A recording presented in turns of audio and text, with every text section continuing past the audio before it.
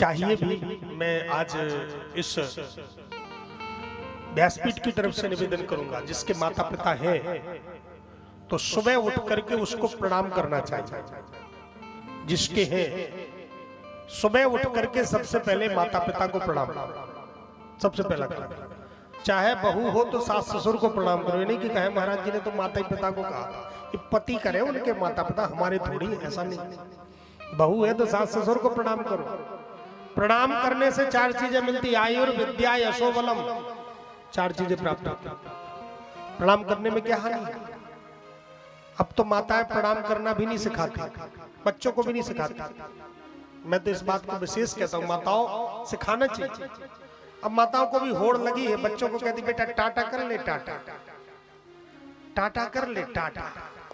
अब छोटा सा बच्चा है, वो जानता नहीं टाटा का मतलब क्या होता है, और तुम हाथ हिला के उसको सिखा रहे हो।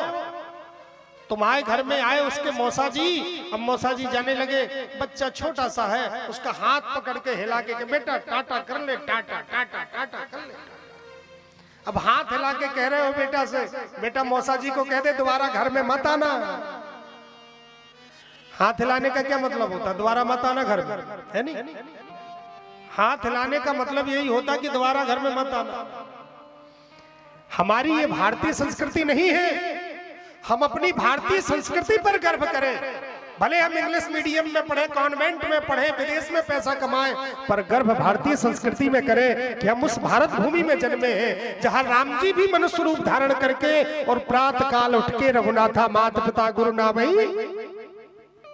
हम उस भारतीय उस विदेशी परंपरा में नहीं है। अगर भगवान को हमें वही करना होता तो अमेरिका में जन्म देते, जर्मनी में जन्म देते, कोई न कहता कि आप प्रणाम करो। हम भारत भूमि में जन्मे हैं, इसलिए हमको गर्व करना चाहिए और अपने बच्चों को भी सिखाना चाहिए। बच्चों, कितनी भी पढ़ाई पढ़ लो, कितना भी महीना कमाओ, लेकिन ध्यान रखना तुम भारत वर्ष में जन्मे हो। भारत की ये परंपरा है, उस परंपरा को सदा गले लगा